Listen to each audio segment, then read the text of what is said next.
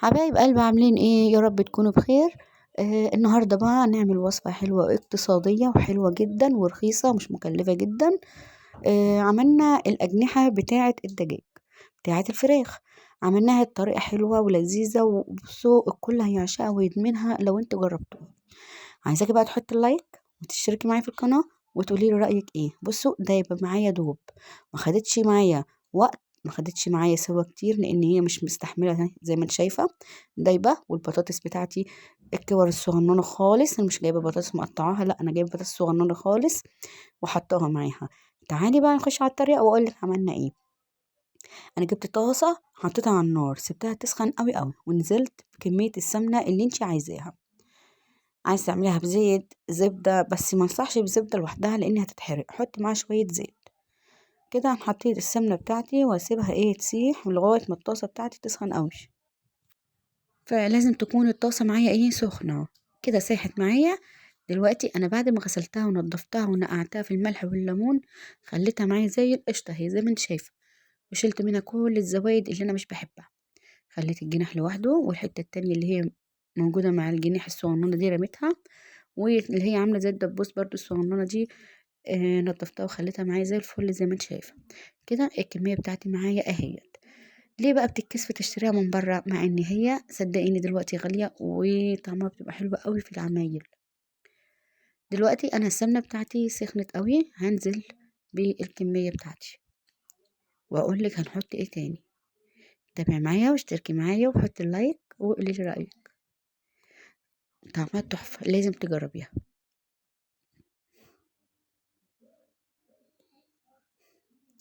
هنزل حاجه حاجه كده علشان الطاسه بتاعتي ما تبردش. بصوا السمنه معايا هي سخنه قوي باينه، فهننزل بالكميه بالراحه علشان مش عايزه ابرد الطاسه.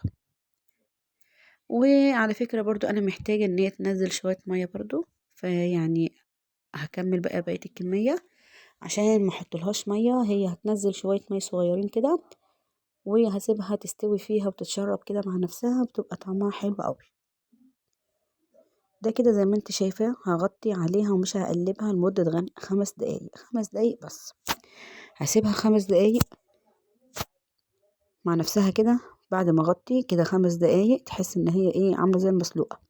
بصوا نزلت شوية مية اهيت، شوية المية دول اللي هكمل بيهم الاكلة بتاعتي، اللي انا هعتمد عليهم، مش هتبقى معايا الاكلة ناشفة لان هي منزلة شوية سوائل. هحط فلفل اسمر، شوية الملح مكعب، وورق اللورا زي ما انت شايفه معايا كده. هنكمل لسه بقيه التوابل، لسه مخلصناش. معانا بهارات فراخ شيء اساسي لازم نحط طبعا منه الكميه اللي انت عايزاها، بس ما تكتريش قوي عشان ما تمررش معاكي. وبودره بصل زي ما انت شايفه، وبودره ثوم هنحطها دلوقتي. دي بودره ثوم. الحاجات دي طعمها بيبقى حلو قوي، بتفرق معانا في الاكل، بتبقى طعمها حلو قوي وبتخلي الطعم والريحه تحفه.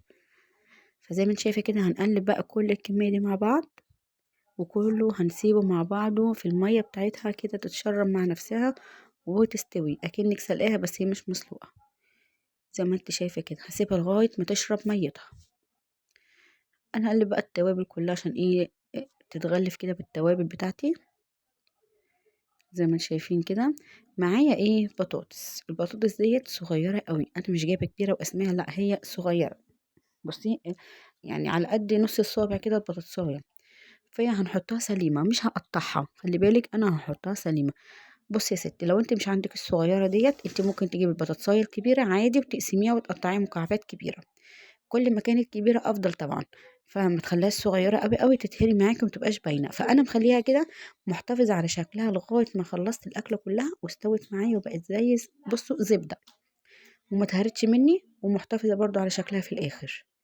وما خدتش وقت معايا على فكره، وما خدتش اي وقت نهائي. ممكن تخافي ان هي ما تستويش، لا استوت، وهوريكي شكلها دلوقتي عامل ازاي. اتقسمت نصين بكل سهوله. زي ما انتم شايفين معايا كده، انا بصوا اتغلفت معايا بنفس التوابل اللي حاطه الفراخ، كله كده هيشرب من بعضه. هسيبها بقى مع النار كده، يعني هغطيها واسيبها على النار وسط مع نفسها. اول ما احس بس ان البطاطس بتاعتي داخله في سوا، والفراخ بتاعتي داخله في سوا، هبدأ احط بقية المقادير بتاعتي. بصوا انا كده اهيت غليت معايا، بصوا المية بتاعتها اهيت لسه زي ما هي، انا سايباها تغلي على النار اهيت.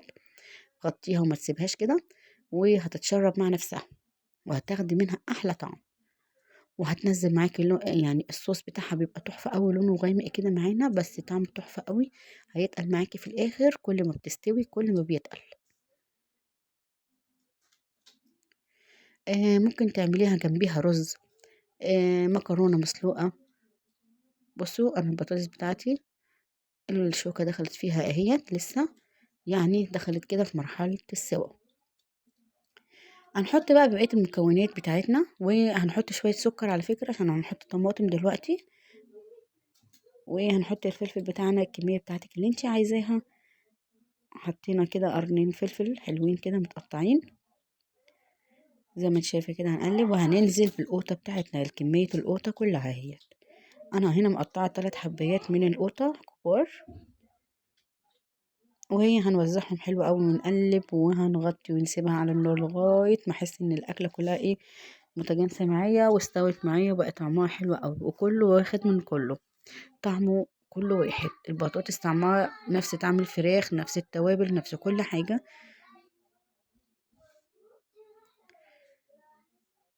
زي ما انت شايفة كده معايا.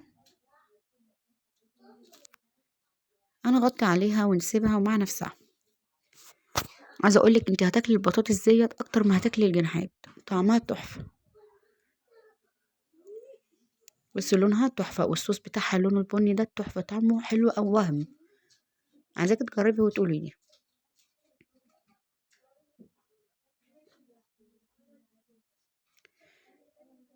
اوريكي دلوقتي شكله عامل ازاي. بصي اللي هي عاملة زي الدبوس ديت طعمها تحفة. بصوا شكلها حلو قوي كده، خلاص هي داخلة في مرحلة السوا، وقربت ان انا اطفي عليها.